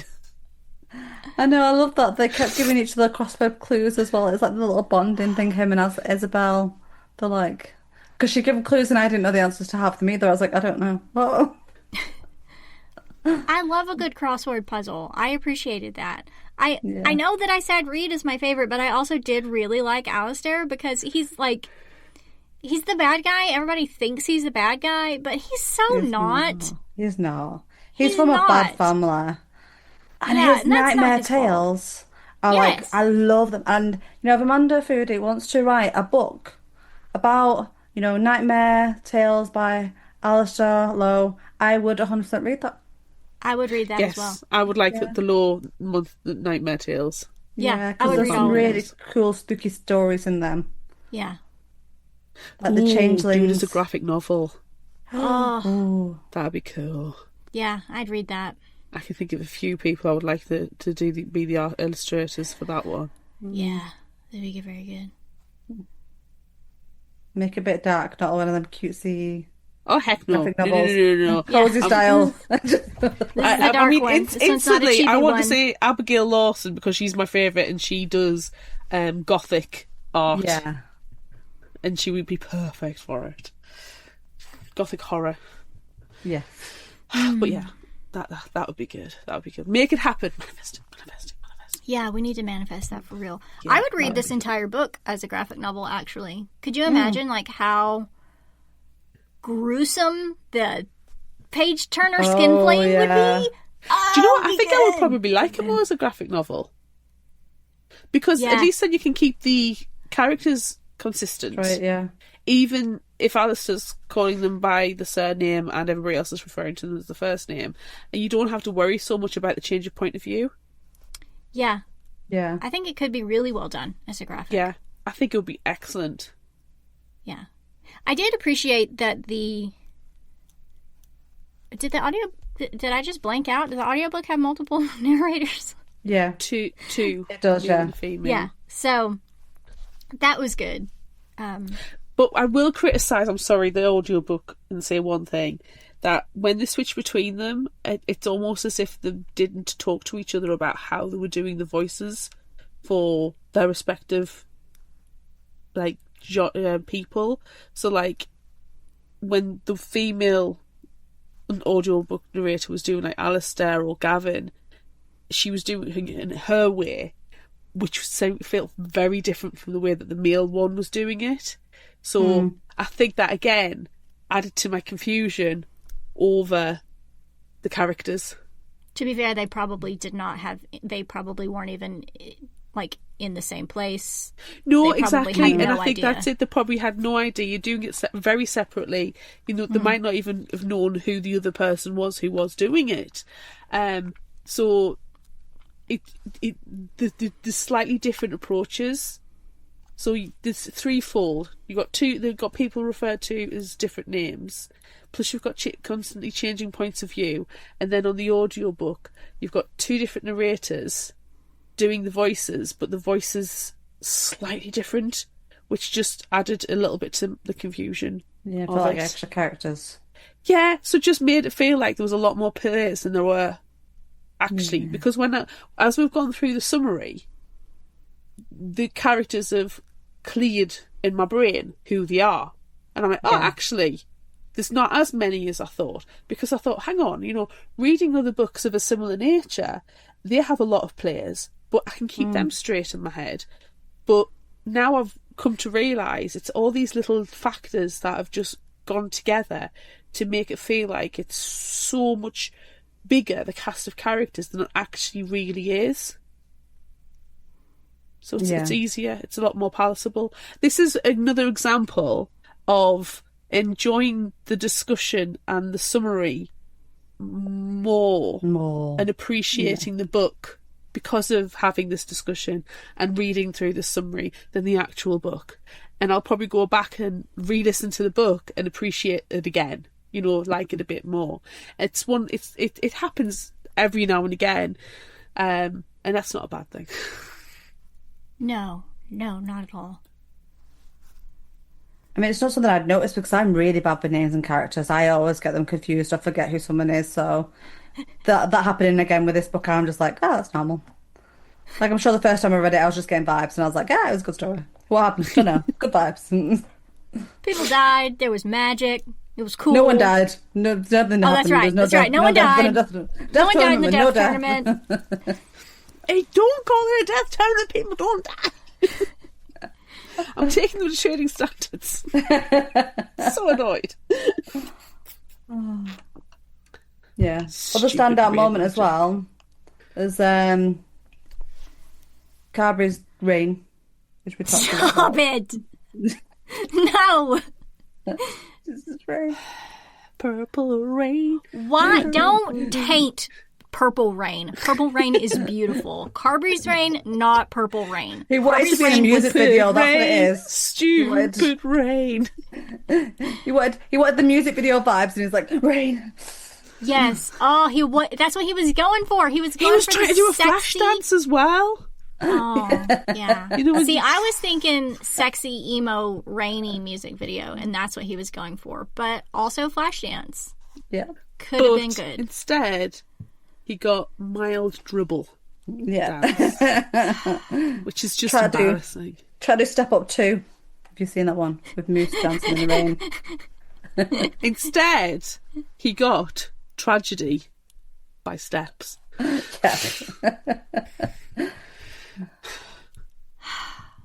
Yeah. Can I talk about something that I was surprised about? Yes. Yeah.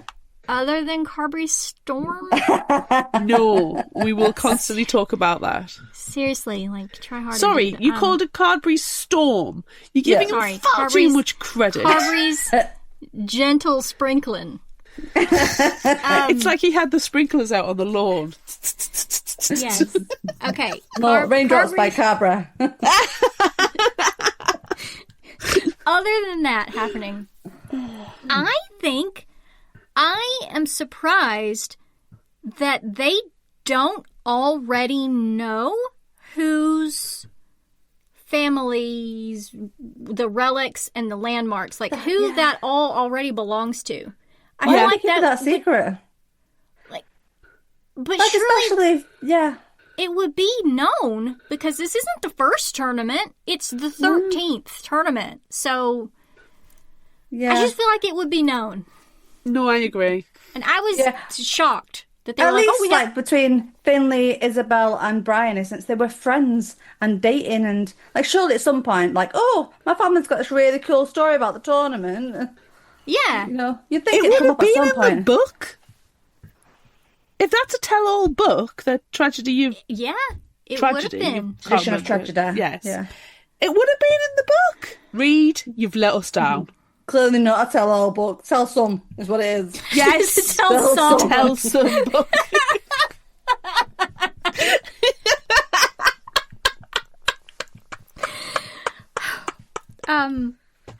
Also, like, they're all kind of, like, they're related too, aren't they? Some of them are Yeah, at least 'cause they're- cousins. Yeah, because they Yeah, were yeah, married, they they're changed all- the name, and so they changed the allegiance to her. It's like royals. You know, they're all interbred, and you know, they're Yeah. all So surely they would have known. like my At least uncle, most who's of a them. pain, has got a story that tells at Christmas. You know what I mean? You'd think it'd come up. Yeah. Yeah. And like as much as they all get together and drink, Yeah. Exactly. it would have been a story. So that's my surprise. Other Yes. than Carberry's sprinklings. I was surprised that they don't man, already you do know. it again. I said sprinklings. Still sounded like an innuendo. Carberry sprinklings? Mm-hmm. No. When he peed his pants because he was so scared. That's what it was. It wasn't rain. It was just That's right. That's right. We forgot. He peed his pants, and then the rain happened, and it was also pee, and then there was Then that They got turns stunk it in there. again. Couldn't see it. Yeah. Stop it. Shut it down. My surprise is the same as Amanda. You cannot tell me that they didn't talk either in the family or to each other, that it comes as any sign of surprise that the death tournament without death Yeah. area is a giant curse board. And that Apparently everybody did know that, just not Bryana, who thought she was a hero 'cause and she's just... dumb as a bag of rocks. She was the worst. She was the worst. She can still fuck off. My surprise was that Reaper's Embrace kiss. I've never been more betrayed in my life. Because I was shipping them too. I needed them to work, and then she just betrays them like that. with a That was kiss pretty as well. harsh. It But was if he A2 doesn't Brutai. do anything bad, then he's fine. The Lannister sends their regards. You know, I was just like, what the hell? The vibes in this is Hunger Games and Game of Thrones, and I even got oh god, what was that really bad vampire book we read that was at the high school in the Alps, and there was the whole scene with the skiing and stuff, and he was a half vampire. Excuse me. Oh, Vamps bad. Fresh Blood by Nicole Arend was not that bad. It was bad. But I still liked it. Hush. Oh no, it was bad in a good way, but it was bad. It had those. Book 2 comes out soon in the US. I'm excited. Cool. Put that on the schedule for 2029. And anywho, the vibes from that. And there was something else that I read quite recently that I was getting vibes from as well, but I can't remember what it was. But yeah, it just felt like a massive amalgamation. But definitely, The Hunger Games meets Game of Thrones was the strongest. Yeah. Yeah. Very political. And Non-death just death grandma. tournament. Yeah. Also, the dad, I'm just about to shoot. Isabel McCaslin's dad remind me of the dad from Matilda. Yes. Uh-huh. He give me that vibe. He's like, He's a wormwood for sure. yeah, Danny DeVito. 100%. Yeah. Yes. It's total Danny DeVito. Yeah, Yeah. he is. I hope that someone has put glue on the inside of his fedora. I do too. We'll curse him with that. That's a pretty good curse. That's something that Carberry would have done. Better than the rain spell or the page turning spell. There's something about that page turning spell that just pisses me off. It's just flippancy with magic, isn't it? It's just a waste of magic. Yeah, it is. And they've It got is a like, waste of magic. yeah. But I mean, know the irony is, I would probably do that if I had the magic because, geez, if I've got the magic, why not? But I also think it's because I was just getting magic. I'm not used to having it, and I would probably be a bit more frivolous with it. yeah, Plus, you you've would- got to like fill up the spell stones and everything, and that's hard work. And I guess unless you're the low, and then you don't actually, because they'll probably already be filled up. Someone else does that. Yeah, because you've just murdered your cousin. Yeah. And they've got all of the vials of high magic or whatever in the Well, in the vault. So I And I feel bet they're like not labelled properly. I can't I mean, imagine it's them being just- organised. I just got them scattered everywhere on the sides, tipped over, some on the I've belt. just got so many. Yeah. yeah. And like it's just high magic. You have to do the spell or the curse or whatever to make it what it is. Mhm. It's just like a room full of batteries. Oh, you've got to be careful when you've got a lot of batteries though, fuel. because if it leaks, Yeah, that wouldn't be good. dangerous. Yeah. What the heck? We need to move on. We need to move on. We need to move on to favorite final thought quotes. Yes. I only have two. Oh, well, do you want to go first then? I get to go first? Go on. Okay. Let's I'm excited. mix things up. Go on. I mean, everyone's going to know, like, that I'm going to choose the darkest, most monstrous, monster quotes. And my first one is, monsters couldn't harm you if you were a monster too. Oh. I am a monster. And also, the nightmares had not taught him to fear the dark. The nightmares had taught him to become it. Love it. That quote. Love it. So good. Go on, Claire. Superfan Claire. Yeah. Mine are basically just everything that Alistair and Isabel say to each other. I just love just them. Okay, all of so their we're just chapters. going All to read of the book that out. dialogue. That's fine. That's fine. So I've got his guilt told him to let Isabella go free. His grief told him it was a blessing he had someone here, that he'd never done well alone. And his heart warned him that the only one of them in true danger of being hurt was him. Tell me that doesn't just like, oh. It doesn't make Amanda have any feels. No. She can And then- appreciate it. Dead. You want to know something funner? He said. In a choice between staying here or going home, I'd still choose here with you. Which is really sweet until you realise his grandma's an asshole. So I'm not gonna go home. Fuck that place. I don't want to go home. They murdered my brother and exactly. put him in this ring. No. Golem style. My brother is literally costume jewellery. I've also got, are you happy now, you terrible excuse for arrival? She choked, tears blurring her vision. You better hope this kills me, because otherwise I will heal you, and then I will torture you in ways that even your twisted mind can't imagine. And then fast forward a little bit, and when he wakes up he goes, hello, rival. Ooh. And then finally the other one is, by the end of the morning his hands were stained white with sins and red with blood. Nice. Final one, yeah. Okay, I'll finish this off. He cleared his thought. Who goes there? Those are some shitty last words, he scolded himself. What is a happily ever after to the child is a nightmare to the monster. Oh, I did like that one too. I'm surprised you didn't take that one, actually.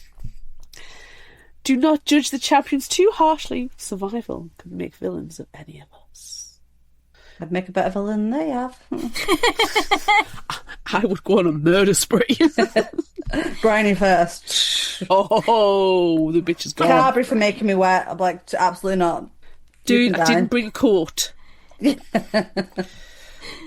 lastly, I think deep down, some people don't want their stories to have happy endings. It's not very deep for Amanda, though. She doesn't want people to have happy endings. No. None of them. Ever. Known fact. We don't all want happy resolution. I feel like it's been ages since we've had books where there's not been really happy resolutions at the end. Yeah. Which we appreciate. Yeah. Do love a bad ending. I mean, there's more death in that last chapter than there was in the whole book. That's true. That is Off true. page. Yes. Page as well. It wasn't even on page. I was like, ah, dang it. I need the rip-roaring rampage of revenge. You know I what? also want to know, what did Eleanor ask the mirror? Because she had the mirror and she had 3 questions. What did she ask it? Do you think I'm pretty? Do I need to add bigger gauges to my ears? When is Bryony going to finally fuck off? Oh, that would be a good one. Okay. Is it time? It is. It is. Would you rather? Okay, we have some social media. You're in a tournament to the death. This has actual death. Would you rather have a cloak that makes you invisible and shields you from spells, or a magic mirror that lets you spy on your competition and reflect spells? On Facebook, Cloak won with 66%, but on the book club and on Instagram, it was 100% for the cloak, which I like the mirror. I like the mirroring.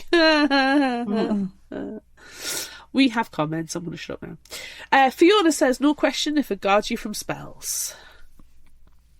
Bree says, I can be nosy, but I cannot be sneaky about it without help. Give me invisibility and a wide area of protection for when I inevitably trip and expose myself. Tiny spying mirror requires too much precision for my clumsy butt. Emily said, I went with a cloak because I will be invincible.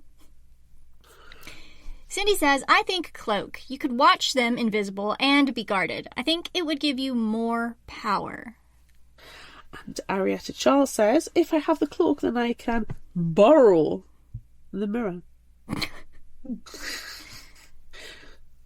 She knows how to play Would You Rather, doesn't she? She does.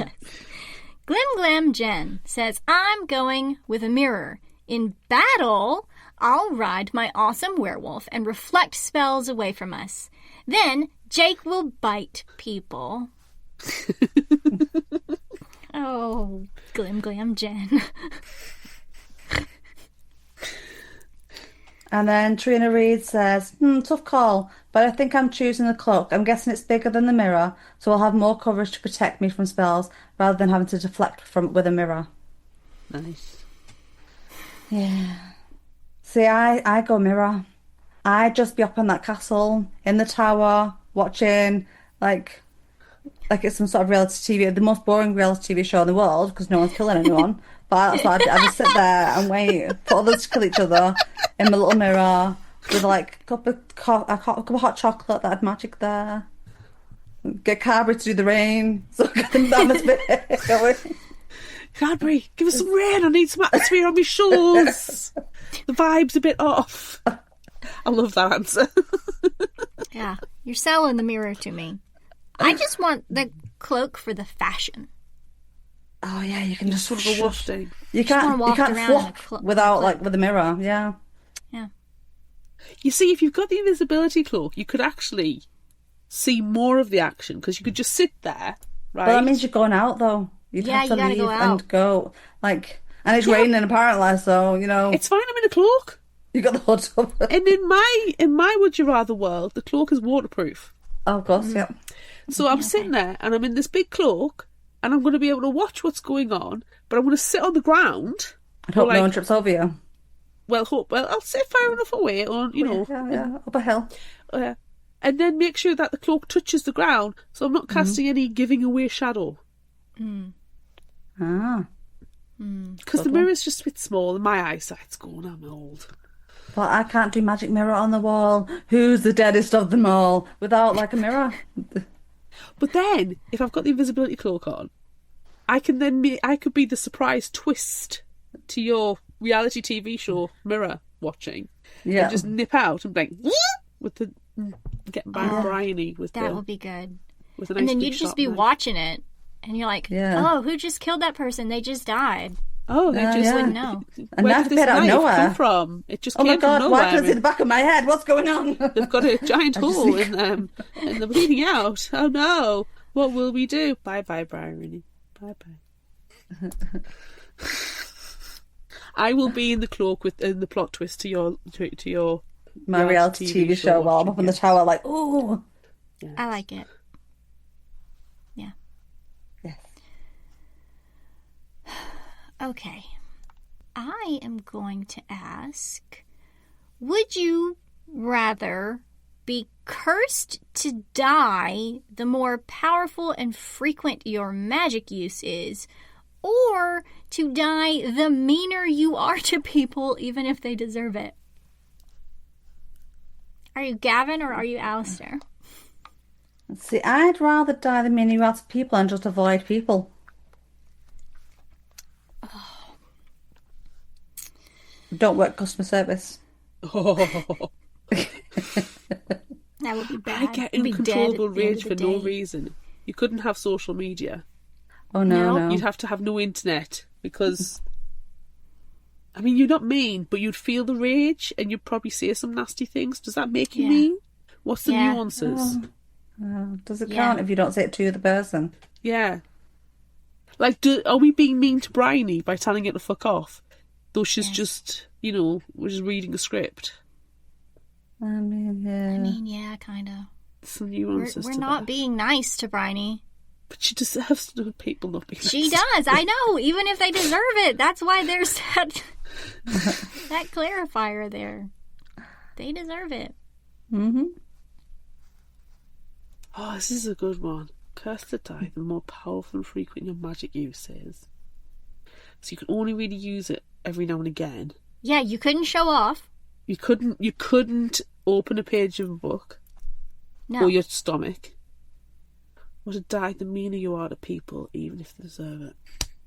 Right, this is Would You Rather, where you're the Lord and Master that we survey. Therefore, I'm going to be the Lord and Master of my answer. And I'm going to die the meaner you are to people, even if they deserve it. It has to be physically to their face. Mm-hmm. So, I can just hermit, and I'm fine. Okay. If I feel rage at things that happen on the internet or the news, and I start, cursing, not actual cursing, but like swearing, then even though I'm mean and I'm name calling, they don't hear it, doesn't count. So it has to be a physical interaction or a verbal altercation directly with that person.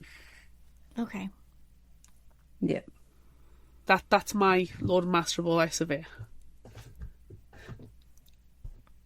Plus, if you got that one as well, you can just get other people to be mean for you because you'd be very powerful and all magic, Then you You get just have a minions code to do word. that. Yeah. Sick 'em. Yeah.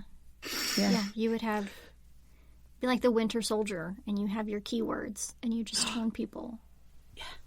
Yeah. Yeah. Yeah, I like that. But I also really like the idea of being very powerful. And you might just want to go out with a bang sometime. Yeah. And then also, hold on a minute. If you are Gavin and you have learned that other people's death in your vicinity refills your life magic, fuck, I'm killing everybody. Oh, And then siphoning that's a good their point. magic to restore myself. That's a good point. That's a slippery Yeah. slope because you'll start off killing people who deserve it. And then you're walking through the train station just shoving people. Yes. But I would argue right now in this world, there's more people who deserve it than not. Oh, yes. Yeah. You might be twisting me over to the Yeah. dark side here, man. Yeah. Even Oh, though... they're cookies. Yes. Oh, Yes, there are. Even though we kept saying sucks to suck with every single Gavin paragraph, I think I'm gonna choose. but we his stopped first. saying that when he worked true. out he can siphon off the Yeah. magic from other people. Yeah, so that's what I'm choosing. Yeah. No, I'm gonna have to do that because I need to be mean to people. You've won me over. Powerful Thank argument. you. Well done. Thank you. Excellent debate. SuperFan Claire, what are you doing? Well, I think I'm still sticking to the meaning you ask people, even if they deserve it. I think I'm sticking with that. And then I'll get I'll get my minions Right. Okay. to sick them You're right. and sit there with my gothic clothes on and just... Waft around your castle with your mirror, watching the death Exactly. tournament, hoping for death, and setting your minions onto people. And then writing things on the internet. Living the dream. Yes, basically, that's what I'm Yeah. doing. Yeah. Okay. And if I go paler, you wouldn't even be able to tell because I'm really pale anyway, so...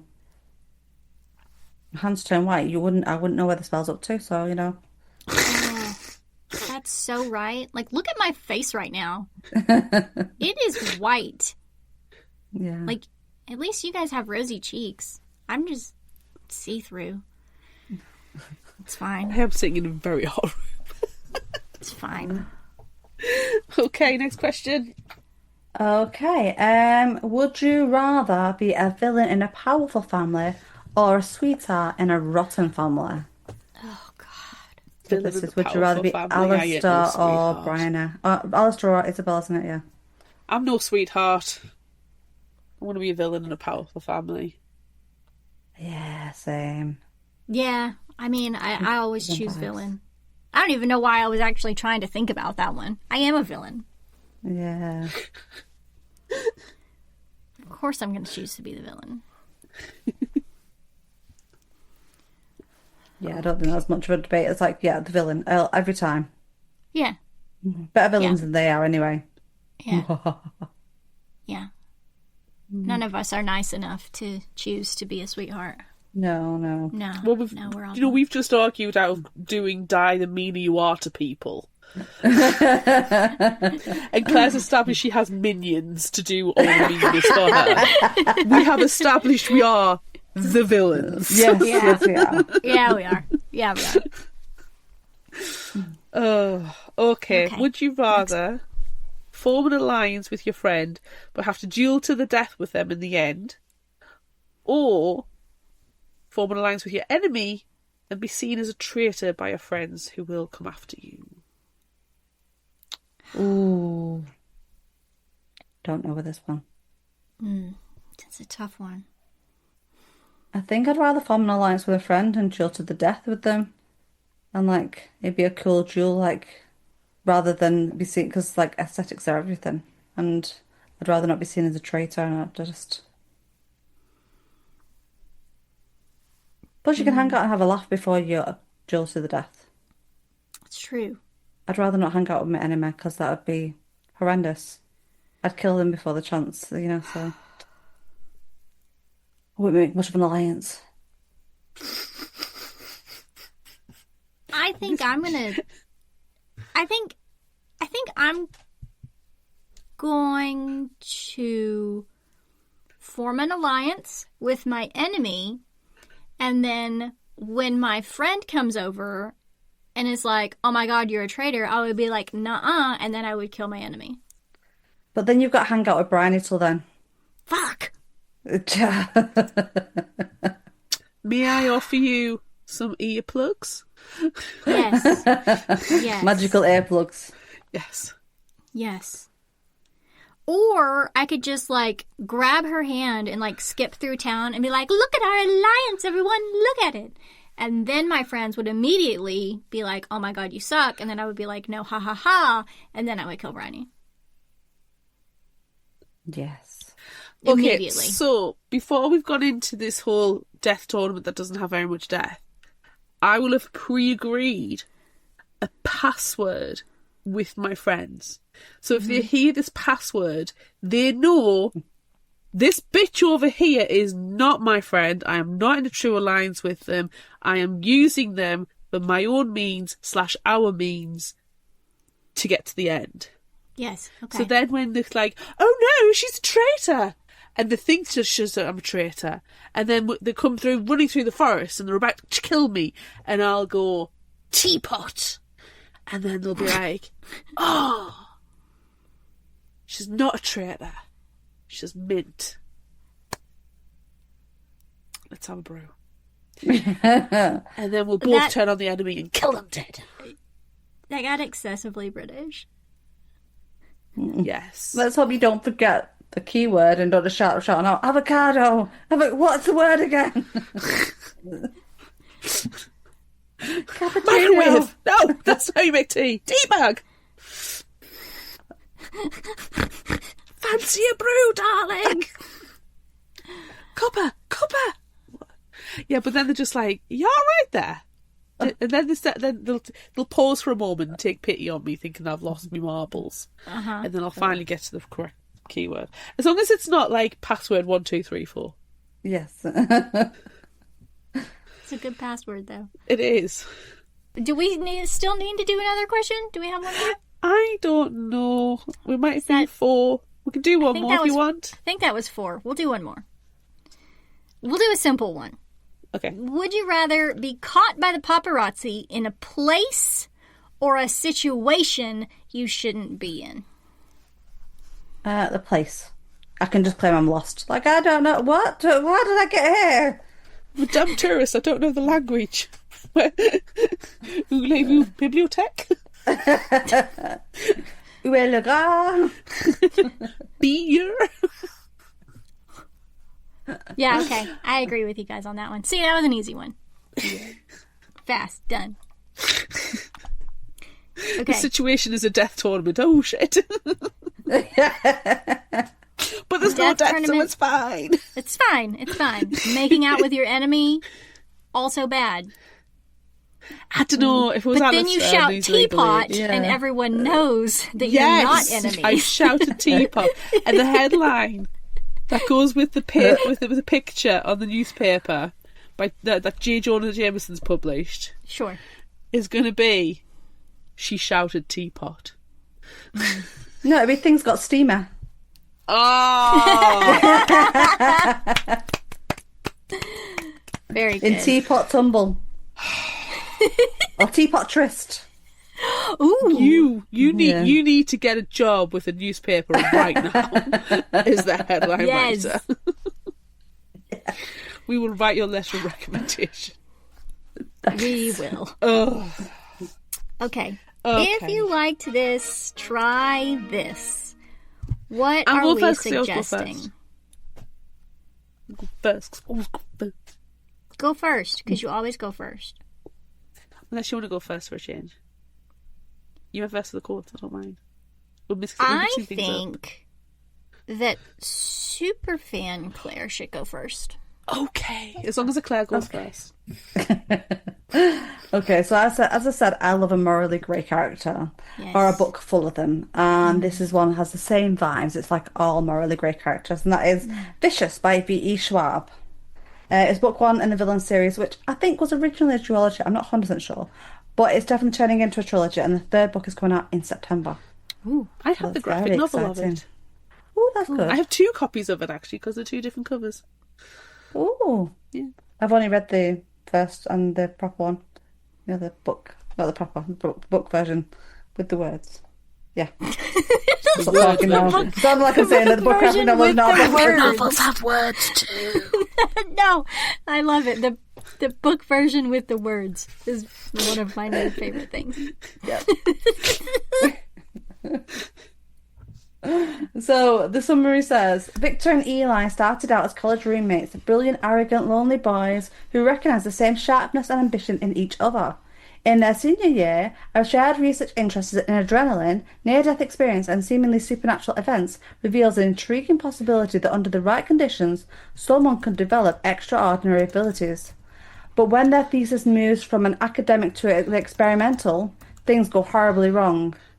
10 years later, Victor breaks out of prison, determined to catch up to his old friend, now foe, aided by a young girl whose reserved nature obscures a stunning ability. Meanwhile, Eli, on a mission to eradicate every other superpowered person that he can find, aside from his sidekick, an enigmatic woman with an unbreakable will. Armed with terrible powers on both sides, driven by a memory of betrayal and loss, the arch-nemesis have set the course of revenge. But who will be left alive at the end? Ooh, that sounds fun. Yeah. I like a good superpowers, supervillains sort of thing. And it's everyone's villains in this one. Everyone. I'm just like, I don't know who. Oh. No. Okay, you sold me. I need to clear out these graphic novels and send you the covers are amazing. I think they're on my bedside emotional TBR pile. Emotional support TBR pile. Well, maybe we'll do that one eventually. The graphic novel version, since you have 2 of them. Yes. Okay. Do you want to That go are next? books without words. No, Yes, there's no words. there's no words, just pictures. It'll make the summary so much easier. We can get it done Oh, in do a we get to, second flash. act it out? Just One day somebody's going to let me do interpretive dance is the answer. That will be that episode. Thank you. You're welcome. Keep trying at work. And they keep Put it trying on to the say yes, schedule. but then they say no. Boo. Add it to the 2029 schedule. Yeah. No, it might be 2030. Yeah, whatever. Anywho, 2030 is a very long time from now. and yet we still have the themes. Do you want to go next or shall I? No, you go next. Okay. Coming as no surprise, The Hunger Games by Suzanne Collins. Because, duh. You're doing it to me every week now. You realize this. Yes, because technically this has been covered by Fictional Hangover already. I'm smoothing us into this. However, it was episode 6. And it was before my time. So technically I don't think that counts. No, it doesn't count. Because it didn't have the in-depth discussions. No, it did not. It did not. People at should all. let us know. Should we cover the Hunger Game trilogy Yes. at some point? You know, it's for book club maybe. There's a vote. Yes. I didn't even let you finish with that. I was like, yes, No. yes, let's do it. And we 100%. have already done Sunrise on the Songbirds Green and Sunrise. and Ballad of Songbirds and Snakes. Yeah. But it So would we be might good as for well. I think it would be good for book club, and you know, let's try and get us to actually have the conversation on the book club thing. Keep We'll trying, but see. it's not working. We'll see. Okay, but you know, we need more than just Claire's vote. Though it does count for 2 because she's sitting here with us. Yes. Okay, so summary from the back of the book. Winning will make you famous. Losing means certain death. Actual death. There's actual death in this book. Lots of if you it. didn't really know. In a dark vision of the near future, 12 boys and 12 girls are forced to appear in a live TV show called The Hunger Games. There is only one rule: kill or be killed. When 16-year-old Katniss Everdeen steps forward to take her sister's place in the games, she sees it as a death sentence. But Katniss has been close to death before. For her, survival is second nature. It's bloody brilliant. Did love it. the Hunger Games. I Yes. love Hunger Games. And the books and the movies are very similar but very different at the same time. Yeah. You miss some very key things. Read the books. Do it. What have you got, Amanda? I am going to suggest one that I haven't read, but I thought it sounded really interesting. It's called The Sunbearer Trials by Aidan Thomas, which I think I've recommended Aidan Thomas before as books that I haven't read but I want to read, so maybe we should eventually just do that. As each new decade begins, the sun's power must be replenished so that Sol can keep traveling along the sky and keep the evil obsidian gods at bay. 10 semidioses between the ages of 13 and 18 are selected by Sol himself as the most worthy to compete in the Sunbearer Trials. The winner carries light and life to all the temples of Reino del Sol, but the loser has the greatest honor of all. They will be sacrificed to Sol, their body used to fuel the sunstones that will protect the people of Reino del Sol for the next 10 years. Teo, a 17-year-old jade semidios and the trans son of Quetzal, goddess of birds, has never worried about the trials. Or rather, he's only worried for others. His best friend, Nia, daughter of Tierra, the god of the earth, is one of the strongest heroes of their generation and is much too likely to be chosen this year. He can't help but worry, reluctantly and under protest, for Aurelio, a powerful gold semidios and Teo's friend-turned-rival, who is a shoo-in for the trials. Teo wouldn't mind taking Aurelio down a notch or two, but a 1 in 10 chance of death is a bit too close for Teo's taste. But then, for the first time in over a century, Sol chooses a semidios who isn't a gold. In fact, he chooses 2. Zio, the 13-year-old child of Mala Suerte, the god of bad luck, and Teo. Now they must compete in 5 mysterious trials against opponents who are both more powerful and better trained for fame, glory, and their own survival. Ooh. That sounds really good. Give me the god of bad luck. Come on. I love it. Oh, no, it's not bad luck. It's chaos and Belladonna, isn't it? In the Belladonna series, but also potentially a luck one as well. Yeah. Yeah. Oh, cool. Love it. Love it. Okay. Do we have a new indie spotlight? We do have a new and indie spotlight. We actually just got 2 really, really good ones in an email. One of the fantastic ones that we just got is called The Killing Rules by Brie Despain, and it comes out August 4th, so very, very soon. The email that we got described it thusly. It's a contemporary paranormal thriller following a teenage girl cursed with an insatiable bloodlust to kill dangerous men while hiding the truth from the boy investigating his father's mysterious death. Blending supernatural mythology, romance, and moral complexity, it's a dark, addictive page-turner. Ooh. So, yes, immediately sold. But I decided that we needed to share more information about it, so I also grabbed the summary from Goodreads, and it is as follows. 17-year-old Harper Westbrook isn't afraid of monsters. She is one! Hashtag tenuous link. For the past 3 years, she's been one of the bloodbound, girls and women cursed with a bloodlust, only satisfied by killing terrible men. Once every 3 months, she trades in her pom-poms for a lethal throwing axe. Her life is led by a strict set of rules to keep her dark secret as hidden as the bodies she buries. How is this book, not just so perfect for us? Her number one rule, putting it on the stay list away right now. from Grayson Jones. The boy she was totally falling for until the night her curse manifested. Everything went horribly wrong, and she killed his father. It was self-defense, or at least that's what she keeps telling herself. Grayson is an investigative reporter for their school paper, and he'll stop at nothing to find the truth behind his father's gruesome death.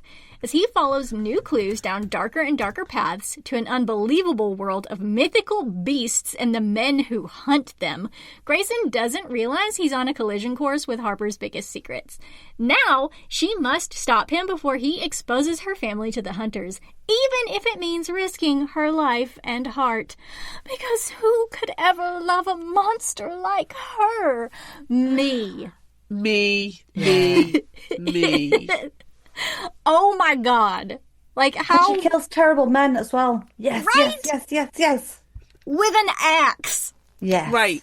Just listen to me, Amanda, right?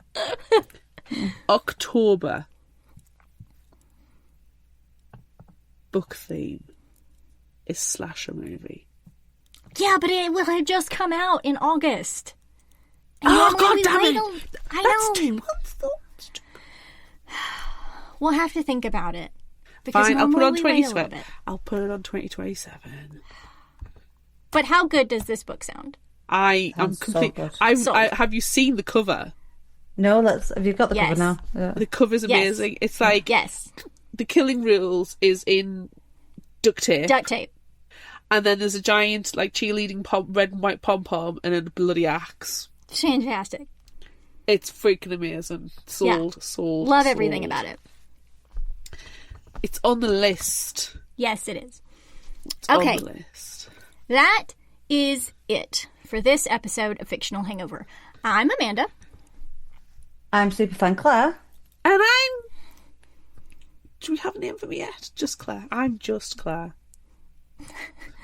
You're more than just Claire. I'm Clenough. You are good. I'm Clenough. Join us next time as we discuss Divergent by Veronica Roth.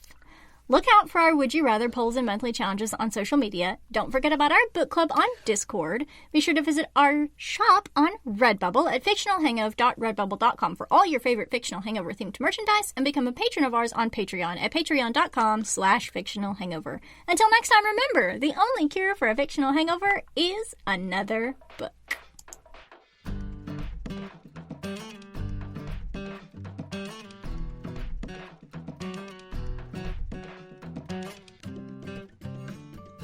You can find us at fictionalhangover.com and follow us on all social media at Fictional Hangover.